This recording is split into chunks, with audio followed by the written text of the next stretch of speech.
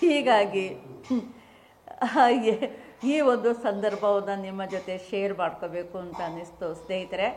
ಭಾಳ ಸಂತೋಷದ ಸಂದರ್ಭ ನನಗೆ, ನಿಮಗೆ, ಎಲ್ಲರಿಗೂ ಕೂಡ. ಎಲ್ಲರಿಗೂ ಒಳ್ಳೆಯದಾಗಲಿ. ನಮಸ್ಕಾರ.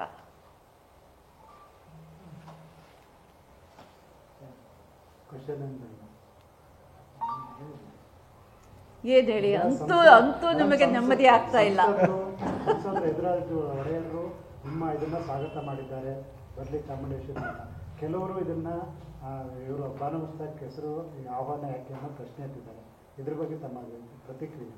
ನಾನು ಇದಕ್ಕೆ ಪ್ರತಿಕ್ರಿಯೆಗಳನ್ನು ಕೊಡೋದಿಲ್ಲ ರೀ. ಯಾಕೆ ಅಂತ ಹೇಳಿದರೆ, ನನಗೆ ಕೋಟ್ಯಾಂತರ ಕನ್ನಡಿಗರು ಎಷ್ಟೊಂದು ಪ್ರೀತಿ ಅಭಿಮಾನ ಕೊಡ್ತಾ ಇದ್ದಾರೆ ಅಂತ ಹೇಳಿದ್ರೆ, ನಾನು ಒಬ್ಬರು ಅಥವಾ ಇಬ್ಬರ ನೆಗೆಟಿವಿಟಿಗೆ ನಾನು ಯಾಕೆ ಪ್ರತಿಕ್ರಿಯೆಗಳನ್ನ ಕೊಡಬೇಕು?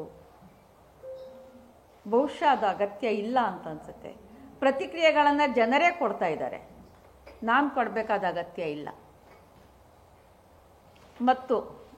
ಮತ್ತು ರಾಜಕೀಯವನ್ನು ಮಾಡಬೇಕು, ವಿರೋಧ ಪಕ್ಷ ಅಂತ ಇರಬೇಕು, ಆಡಳಿತ ಪಕ್ಷ ಅಂತ ಇರಬೇಕು.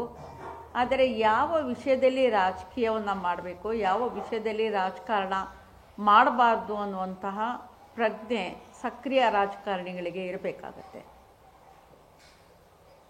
ಮತ್ತು BJP ಪಕ್ಷದಲ್ಲಿ ಮೈಸೂರಿನ ಸಂಸದರಾದ ಯದುವೀರ್ ಅಂತಹವರ ಸಂತತಿ ಜಾಸ್ತಿ ಆಗಲಿ ಅಂತ ಅಪೇಕ್ಷೆ ಪಡ್ತೀನಿ ನಾನು.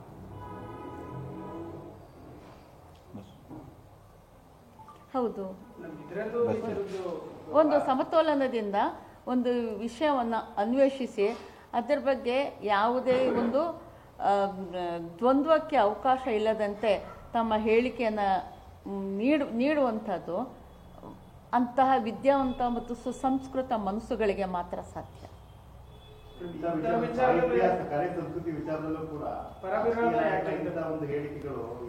ಅದೇ ನಾನು ಹೇಳ್ತಿರೋದು, ಯಾವ ವಿಚಾರದಲ್ಲಿ ರಾಜಕಾರಣ ಮಾಡಬೇಕು, ಯಾವ ವಿಚಾರದಲ್ಲಿ ಮಾಡಬಾರ್ದು ಅನ್ನತಕ್ಕಂಥ ಒಂದು ಪ್ರಜ್ಞೆ ಸಕ್ರಿಯ ರಾಜಕಾರಣಿಗಳಿಗೆ ಇರಬೇಕಾಗತ್ತೆ ಅನ್ನುವಂಥ ಒಂದು ಮಾತನ್ನು ಹೇಳಿದ್ದೀನಿ.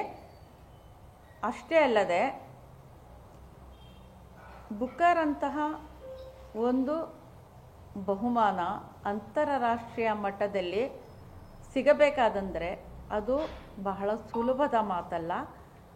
ಅದನ್ನು ಕೂಡ ಬಹಳ ಕೇವಲವಾಗಿ ಒಂದಿಬ್ಬರು ಮಾತಾಡ್ತಾ ಇದ್ದಾರೆ. ಅದ್ರ ಬಗ್ಗೆ ನನಗೇನು ಕೂಡ ಬೇಜಾರಿಲ್ಲ, ಮಾತಾಡಲಿ, ಅವರವರ ಮಟ್ಟಕ್ಕೆ ತಕ್ಕ ಹಾಗೆ ಮಾತಾಡ್ತಾರೆ. ನನಗೆ ಅದರ ಬಗ್ಗೆ ಏನೂ ಕೂಡ ಬೇಜಾರಿಲ್ಲ. ಮತ್ತು ಇದೇ ಸಂದರ್ಭದಲ್ಲಿ 2023ನೇ ಇಸವಿಯಲ್ಲಿ ನಾನು ಜನಸಾಹಿತ್ಯ ಸಮ್ಮೇಳನದಲ್ಲಿ ಆಡಿದ ಮಾತಿನ ಕೆಲವು ಭಾಗವನ್ನು ಮಾತ್ರ ಸೋಷಿಯಲ್ ಮೀಡಿಯಾದಲ್ಲಿ ಹಾಕಿ ಅದನ್ನು ಕೂಡ ನನ್ನ ವಿರುದ್ಧದ ಒಂದು ಬಹು ದೊಡ್ಡ ಆರೋಪ ಅನ್ನುವ ರೀತಿಯಲ್ಲಿ ಕೆಲವರು ಬಿಂಬಿಸ್ತಾ ಇದ್ದಾರೆ. ಅದರಲ್ಲಿ ಆ ಸನ್ನಿವೇಶದಲ್ಲಿ ನಡೆದಂತಹ ವಿಚಾರವೇ ಹಾವೇರಿ ಸಮ್ಮೇಳನದಲ್ಲಿ ಕನ್ನಡ ಸಾಹಿತ್ಯ ಪರಿಷತ್ತಿನ ಮೂಲಕ ಮುಸ್ಲಿಂ ಸಾಹಿತಿಗಳನ್ನು ದೂರ ಇಟ್ಟಿದ್ದಕ್ಕೆ ಪ್ರತಿರೋಧವಾಗಿ ಆ ಒಂದು ಸಮ್ಮೇಳನವನ್ನು ಆಯೋಜನೆ ಮಾಡಲಾಗಿತ್ತು.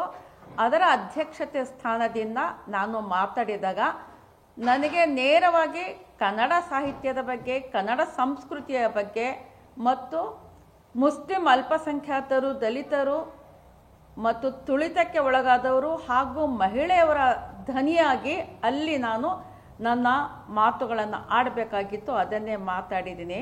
ನಾನು ಅದರಲ್ಲಿ ಹೇಳಿರ್ತಕ್ಕಂಥ ವಿಷಯ ಎಲ್ಲರಿಗೂ ಅರ್ಥ ಆಗ್ತಕ್ಕಂಥದ್ದೇ. ಯಾಕಂದರೆ ಕನ್ನಡದವರು ಕುರಿತೋದದೆಯೂ ಅವರು ಮಹಾ ಕಾವ್ಯ ಪ್ರಯೋಗ ಪರಿಣತ ಮತಿಗಳು, ಸಂಕೇತಗಳನ್ನು ಅರ್ಥ ಮಾಡ್ಕೊಳ್ತಕ್ಕಂಥವ್ರು, ವಿಚಾರವನ್ನು ಅನ್ವೇಷಿಸ್ತಕ್ಕಂಥವ್ರು. ಅಂಥವರ ಎದುರಿಗೆ ನಾನು ಕೆಲವು ಸಂಕೇತಗಳನ್ನು ಇಟ್ಟಿದ್ದೀನಿ.